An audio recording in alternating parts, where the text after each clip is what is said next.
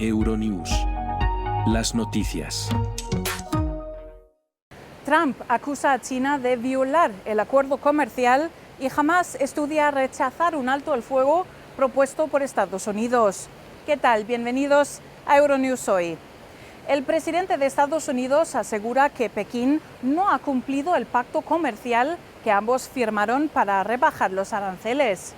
La noticia llega justo después de que un tribunal de apelaciones bloqueara temporalmente un fallo del Tribunal de Comercio Internacional que prohibía la mayoría de los aranceles de Trump.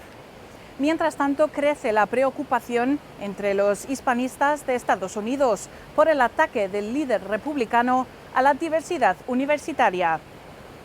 Por otro lado, Hamás ha dado una fría bienvenida a la propuesta para un alto el fuego en Gaza, afirmando que el borrador, que ya ha sido aprobado por Israel, no cumple las exigencias del pueblo de la franja. Mientras tanto, aquí en Madrid, 2 hermanas han sido detenidas por crear una academia virtual de adoctrinamiento yihadista. Para más información sobre este caso, visite nuestra página web euronews.es. Vamos con los titulares del día.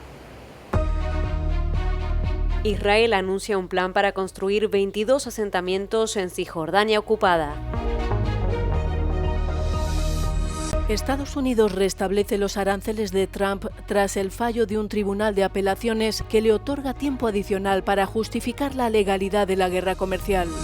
Gesto diplomático de calado tras la reapertura de la residencia del embajador estadounidense en Damasco, Siria, que acompaña el levantamiento de sanciones por parte de Occidente. Un gran debate sobre la energía nuclear ha tenido lugar esta semana en la sede del Organismo Internacional de Energía Atómica en Viena. Hamás ha declarado que está estudiando la última propuesta estadounidense para un nuevo acuerdo de alto el fuego apoyada por Israel, aunque la fría acogida por parte de la organización paramilitar hace pensar que lo más probable es que la rechacen. Uno de sus portavoces, Bassem Naim, ha asegurado que esta no responde a ninguna de las demandas del pueblo gazatí, siendo la principal detener la guerra y la hambruna. No obstante, Naim ha afirmado que el grupo estudiará la propuesta por responsabilidad nacional. La Casa Blanca confirmó esta semana que Israel había aceptado su propuesta de alto el fuego durante 60 días, la liberación de 28 rehenes a cambio de más de 1.200 prisioneros palestinos y un aumento de la ayuda enviada a la Franja de Gaza. Mientras tanto, Israel ha continuado bombardeando durante la madrugada de este viernes, además de emitir órdenes de desplazamientos forzosos para otras 5 zonas del norte de la franja. Los palestinos también siguen luchando por acceder a suministros básicos, mientras se desata el caos en los puntos de distribución de alimentos por la escasa oferta que consigue entrar en la franja y por las hostilidades del ejército israelí con bombardeos indiscriminados. Mientras tanto, en Tel Aviv, manifestantes en contra de las acciones del gobierno de Benjamin Netanyahu se han concentrado en el Boulevard Ben Gurion para pedir la liberación de todos los rehenes de Gaza y el fin de la guerra. Varios israelíes en la diáspora se manifestaron también esta semana en distintas ciudades europeas. La presión internacional sobre Netanyahu ha aumentado levemente con la revisión por parte de la Unión Europea de sus acuerdos comerciales con Israel. Israel afirma que planea construir 22 nuevos asentamientos judíos en Cisjordania ocupada, lo que incluirá la legalización de puestos avanzados ya establecidos sin la aprobación del gobierno. El grupo israelí contra los asentamientos Paz Ahora afirma que la propuesta incluye la legalización de 12 puestos de avanzada, la construcción de 9 asentamientos y la reclasificación de un barrio dentro de un asentamiento como un barrio independiente. La organización calificó el anuncio como la medida más amplia de este tipo desde los acuerdos de Oslo de 1993 que pusieron en marcha el proceso de paz palestino-israelí. Cisjordania es el hogar de 3 millones de palestinos que viven bajo el dominio militar israelí. La mayor parte de la comunidad internacional considera que los asentamientos israelíes son ilegales y constituyen un obstáculo para la resolución de un conflicto que dura ya décadas. A pesar de ello, Israel ha acelerado la construcción de asentamientos en los últimos años y desde el estallido de la guerra en Gaza ha intensificado las demoliciones de casas y las confiscaciones de tierras en el lugar, obligando a evacuar a muchas familias palestinas.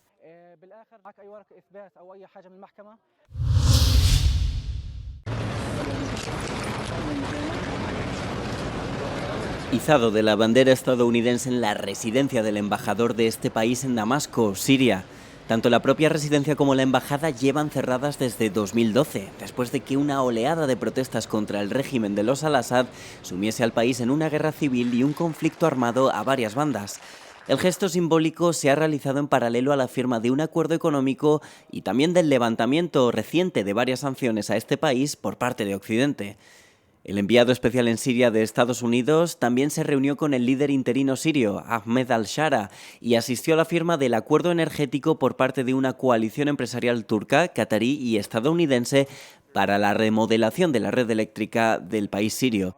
El consorcio de empresas desarrollará 4 turbinas de gas de ciclo combinado, así como una central solar de 1000 megavatios. Se espera que estos proyectos, una vez finalizados, cubran más del 50% de las necesidades de electricidad de Siria. A principios de este mes, Trump anunció el levantamiento de las sanciones impuestas por Estados Unidos desde hace décadas, mientras embarcaba en una gira por Oriente Medio, donde se reunió con el presidente interino de Siria. Tras conocer el levantamiento de sanciones por parte de Estados Unidos, la Unión Europea siguió rápidamente los pasos de Donald Trump. Estados Unidos reactiva provisionalmente los aranceles de Trump tras el fallo de un tribunal de apelaciones.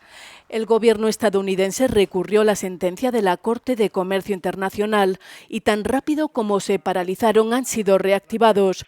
Sin embargo, la nueva resolución del Tribunal de Apelaciones no revoca la sentencia, sino que deja en suspenso su aplicación mientras se examina el caso. ¿Pero qué pasa ahora con los aranceles de Trump? La decisión otorga a la Casa Blanca tiempo adicional para que pueda defender la legalidad de esta guerra comercial global, mientras siguen las turbulencias en los mercados financieros, aumentando el riesgo de recesión. El primer ministro canadiense Mark Carney ha celebrado el fallo del Tribunal de Comercio Internacional de Estados Unidos que ha bloqueado este jueves la mayoría de los aranceles del presidente Donald Trump, muchos de los cuales se aplican a las importaciones procedentes de Canadá. Señor presidente, el gobierno acoge con satisfacción la decisión de ayer del Tribunal de Comercio Internacional de Estados Unidos, que es coherente con la posición de larga data de Canadá, de que los aranceles de Estados Unidos eran ilegales, así como injustificados. Al otro lado del Pacífico, China instó a Estados Unidos a poner fin a su práctica errónea de imponer aranceles unilaterales. China siempre sostiene que no hay ganadores en una guerra comercial y que el proteccionismo no ofrece ninguna salida. Desde que Estados Unidos introdujo los aranceles unilaterales, no solo no han resuelto sus propios problemas, sino que también han socavado gravemente el orden económico, el orden comercial y el funcionamiento de las empresas, así como la vida cotidiana y el consumo de la población. La Casa Blanca ha expresado su confianza en poder superar el fallo del Tribunal Federal de Comercio que bloquea los aranceles arrolladores de Trump, que hasta ahora no están resultando efectivos. Desde que comenzó su segundo mandato como presidente, Trump ha supervisado la primera caída de la economía estadounidense en más de 3 años.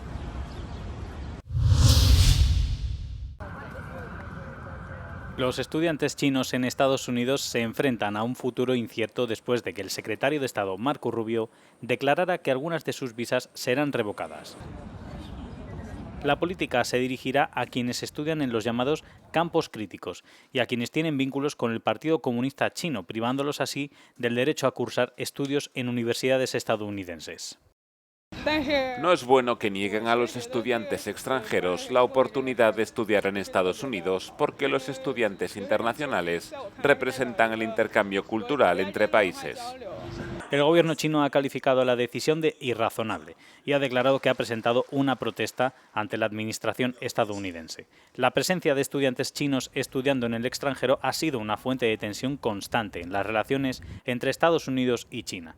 Durante el primer mandato de Trump, el Ministerio de Educación de China advirtió a los estudiantes sobre el aumento de los rechazos de visas estadounidenses y la reducción de la duración de las estancias. China es el segundo mayor país de origen de estudiantes internacionales en Estados Unidos, solo por detrás de India. En el curso escolar 2023-2024 representaron aproximadamente una cuarta parte de todos los estudiantes extranjeros en Estados Unidos.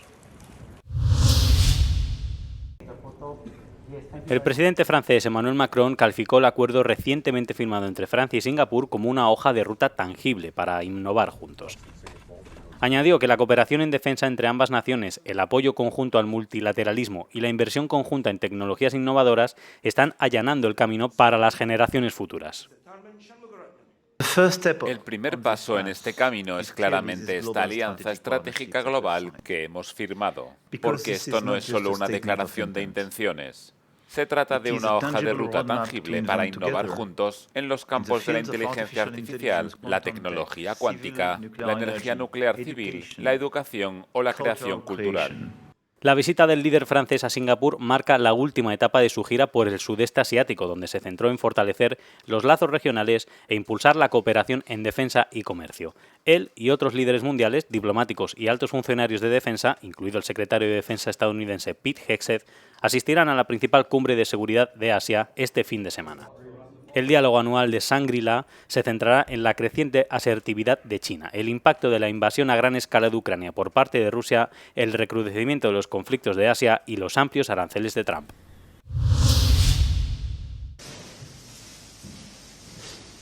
Al menos 11 personas, entre ellas 2 niños, han resultado heridas en Ucrania tras una oleada de ataques con misiles y aviones no tripulados contra la ciudad de Kharkov y diferentes territorios de la región, según informaron el viernes las autoridades.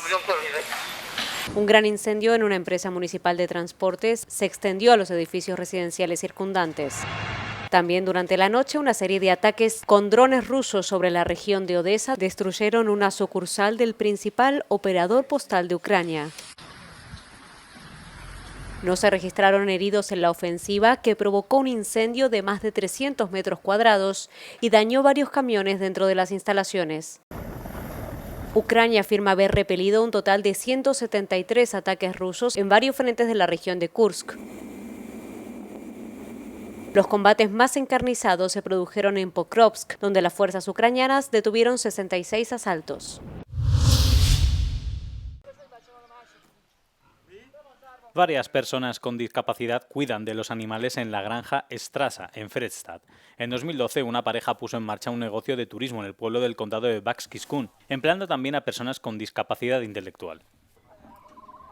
Más tarde crearon una cooperativa social pública para ayudar a jóvenes con necesidades especiales a adquirir experiencia laboral y ser independientes.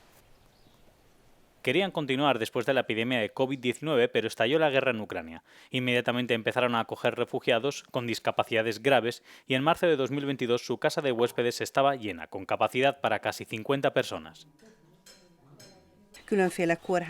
Nos contactan de varios hospitales que tienen refugiados ucranianos a los que el hospital daría el alta, pero no tienen a dónde ir, porque no tienen familiares.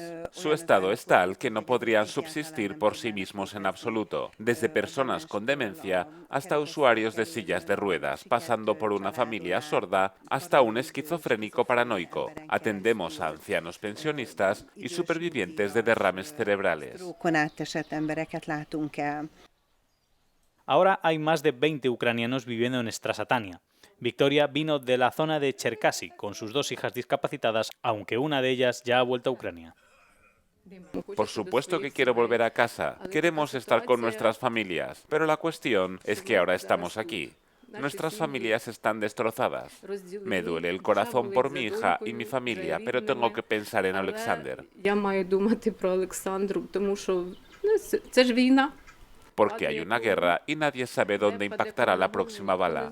No puedo esconderme en un sótano o en un refugio con él. Por eso nos quedamos aquí. Sergi vivía en Kharkov antes de la guerra. Tuvieron que amputarle una pierna a causa de la diabetes y en la granja conoció a Irina, que se convirtió en su novia. En su teléfono le enseña su casa, gravemente dañada por un ataque ruso. Prácticamente vivía solo. Por supuesto, era muy difícil. La guerra empezó el 24 de febrero y 10 días antes cambié mis ventanas por otras mucho mejores. Había soñado durante tanto tiempo con tener esas ventanas, un piso cálido y confortable. Pero empezó la guerra. La granja también tiene un parque paralelo donde los niños, tanto sanos como discapacitados, pueden jugar juntos y aprender unos de otros. En los últimos 3 años, Strashatanya ha ayudado a cientos de discapacitados que han tenido que abandonar sus hogares a causa de la guerra. Proceden de muchas regiones de Ucrania y son muy variados, desde una madre con 8 hijos hasta un médico, pasando por un atleta profesional.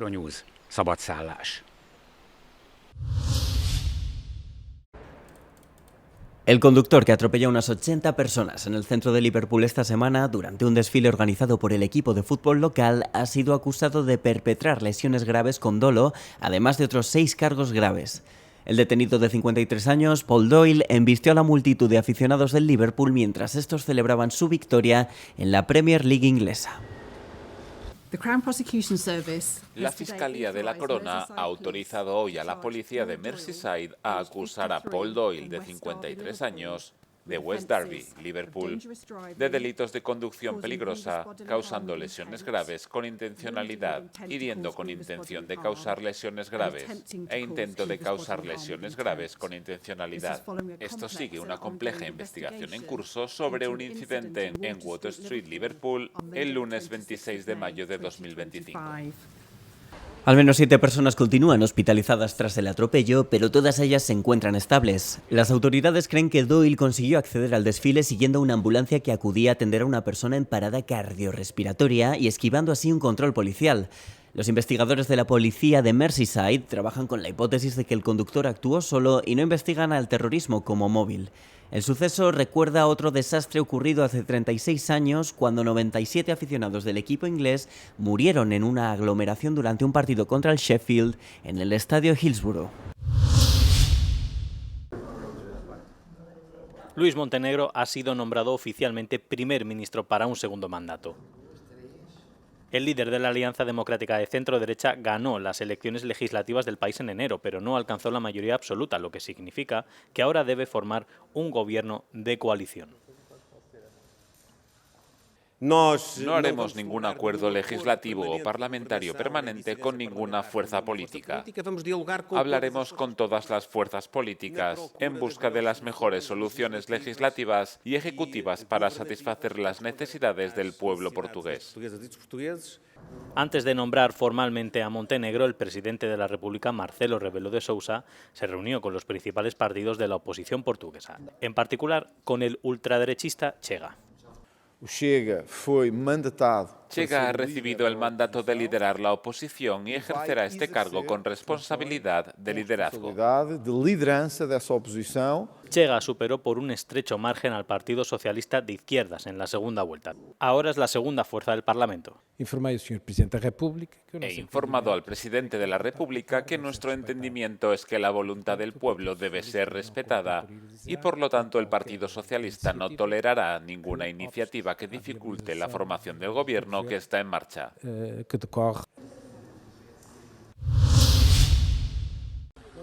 En Rumanía, los fuertes vientos y las lluvias torrenciales de los 2 últimos días han provocado graves inundaciones en varias partes del país. Según los servicios de emergencia, cientos de personas han sido evacuadas de los condados de Covasna, Brasov y Botoșani en el centro y noreste del país. El jueves las inundaciones amenazaban con destruir la antigua mina de sal de Praid, que alberga magníficas galerías y una capilla religiosa y es una importante atracción turística que vende 500.000 de entradas al año. Una de las presas de la mina de sal construida para proteger la zona se derrumbó el jueves. Las autoridades rumanas están esperando a que baje el nivel de las aguas para iniciar las obras de consolidación.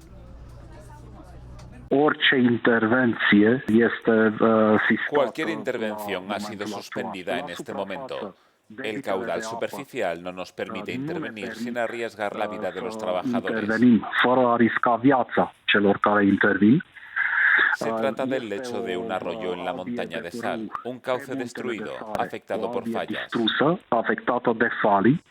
Hay agujeros en los que cualquier tipo de máquina podría caer.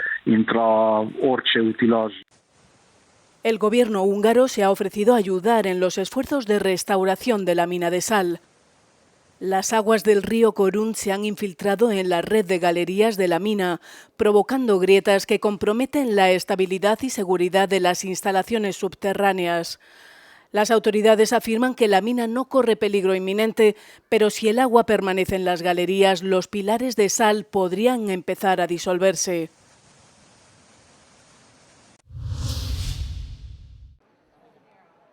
La energía nuclear vuelve a ser objeto de debate en todo el mundo ante la fuerte subida del precio del petróleo y la creciente dependencia energética. Bajo el lema Hablemos de energía nuclear, cientos de delegados de todo el mundo se han reunido esta semana en Viena, en la sede del Organismo Internacional de Energía Atómica, para analizar sus ventajas e inconvenientes. En la OIEA estamos viendo un número de Estados miembros interesados en la energía nuclear, por razones como el cambio climático o la demanda energética. El debate tiene lugar precisamente en Austria, donde no hay centrales nucleares. La central de Zwentendorf, que costó 1.000 millones de euros, nunca llegó a utilizarse tras la decisión del referéndum del 5 de noviembre de 1978. Hoy en día es un centro de divulgación sobre energía nuclear. Esta instalación no se utilizó nunca. Desde 1986 se vendieron algunas piezas, por lo que no está equipada al 100% y por supuesto ya no pueden funcionar técnicamente. No solo porque faltan algunas piezas, sino también porque esta instalación tiene más de 40 años.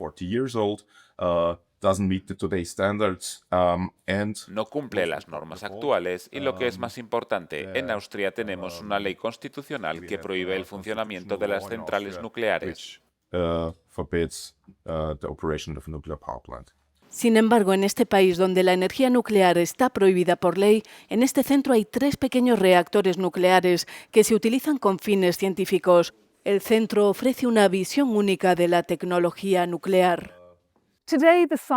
Este lugar se ha convertido hoy en una especie de parque temático de Homer Simpson. 15.000 personas lo visitan al año.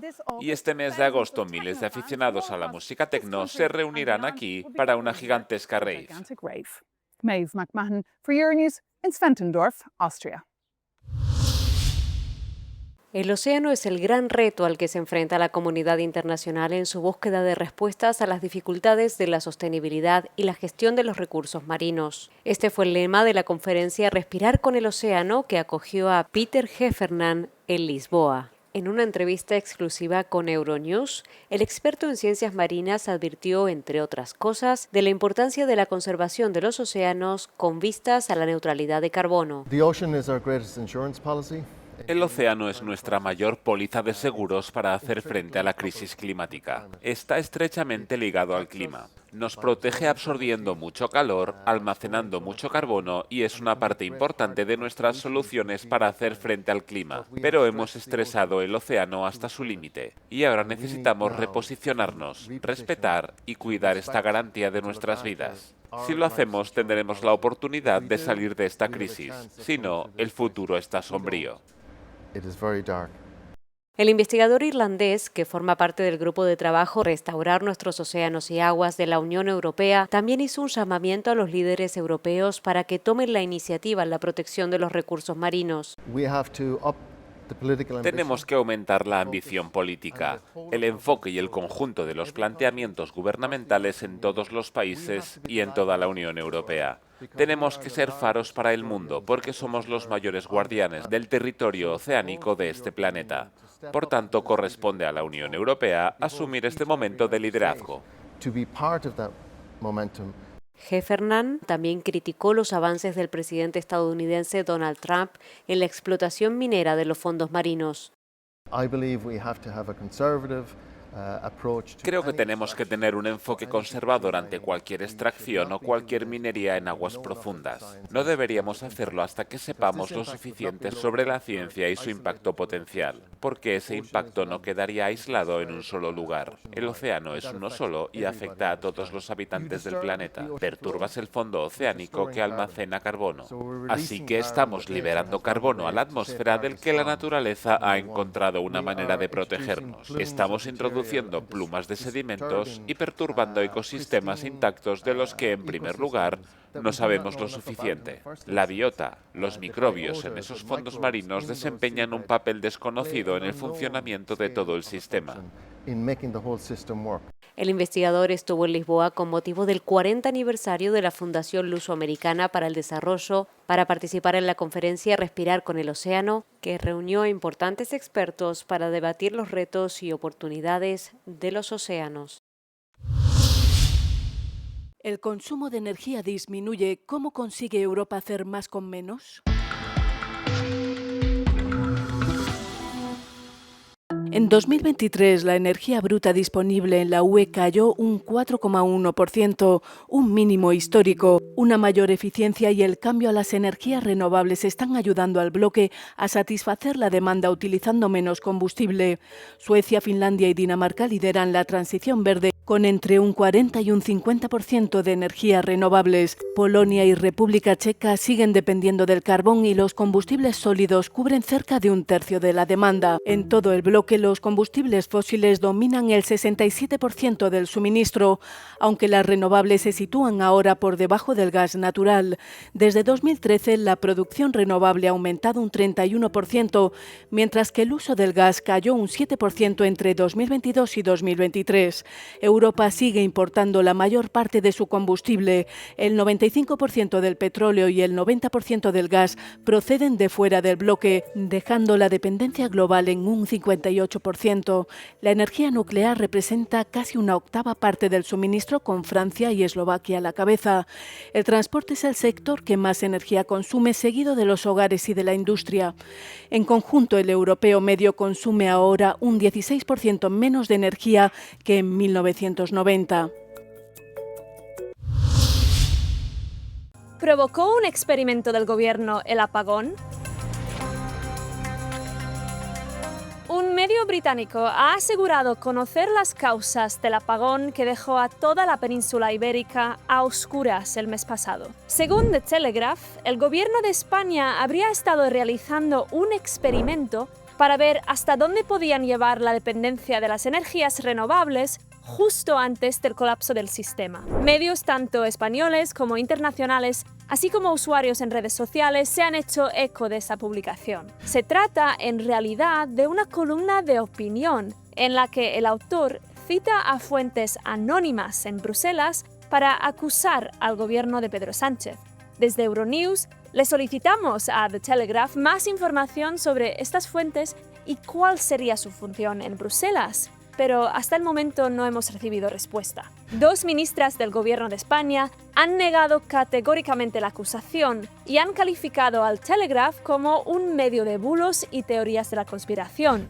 Red Eléctrica, la empresa que gestiona el sistema eléctrico en España y que está parcialmente controlada por el Estado, ha afirmado que nunca se ha hecho un experimento.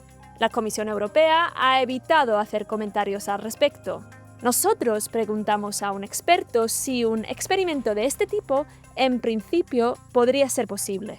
Desde el punto de vista técnico, Red Eléctrica tiene un simulador, no de ahora, desde hace muchos años, lo que ahora se llama un Digital Twin, de forma que tiene replicada toda la red de transporte y estas simulaciones no hay necesidad de hacerlas en la vida real, se pueden hacer en este simulador. Entonces, como digo, no es razonable hacer ese tipo de experimentos con una red real. Lo que podemos decir con certeza es que las causas del apagón aún no están claras, pero un mes después del corte, la falta de respuestas sigue alimentando la difusión de teorías no verificadas. Ahora les vamos a dejar con nuestro no comment del día, pero antes les recordamos que pueden mantenerse informados sobre todo lo que ocurre en el mundo en nuestra página web, y para no perderse ninguno de nuestros vídeos, suscríbanse a nuestro canal de YouTube. Que tengan un buen fin de semana.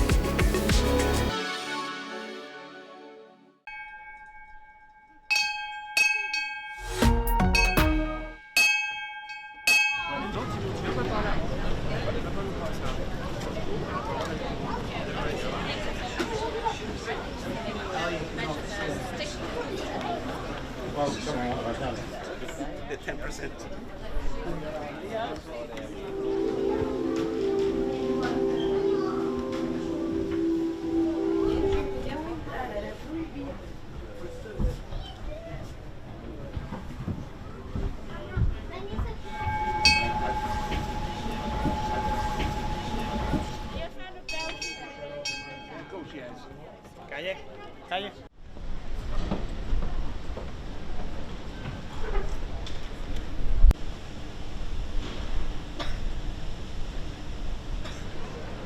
Good job.